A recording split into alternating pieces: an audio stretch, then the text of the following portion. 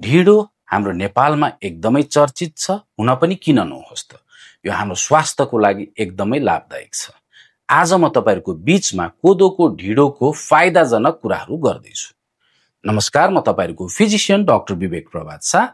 यसमा dietary fibre एकदमै राम्रो हुन्छ र यो ग्लुटिन फ्री भएको कारणले गर्दा हाम्रो पेटलाई स्वस्थ राख्नलाई यसले मद्दत पुर्याउँछ।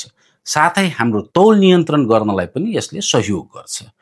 यसको ग्लाइसेमिक इन्डेक्स पनि कम भएको कारणले गर्दा सुगर सुटअप हुन दिदैन, जस कारणले गर्दा मधुमेह लागेका व्यक्तिहरूको लागि एकदमै उचित हुन्छ। यसले हाम्रो ब्लड प्रेसर, कोलेस्ट्रोललाई पनि कन्ट्रोल गर्नलाई मद्दत पुर्याउँछ। साथै यो हाम्रो मुटुको लागि पनि राम्रो। यसमा भाइटामिन्स हुन्छ, यसमा मिनरल्स हुन्छ, जस्तै कि आइरन छ, क्याल्सियम छ, साथै प्रोटिन पनि हुन्छ। र एउटा हामी बीच अन्धविश्वास के छ भन्दा कोदो जाडो महिना अथवा जाडो ठाउँमा मात्र सेवन गर्दा राम्रो। त्यो चाहिँ एकदमै गलत हो। जाडो होस् या गर्मी होस्, कोदोको सेवन गर्दाखेरि हामीलाई फाइदा नै पुग्छ। हस्त आजलाई यति नै, धन्यवाद।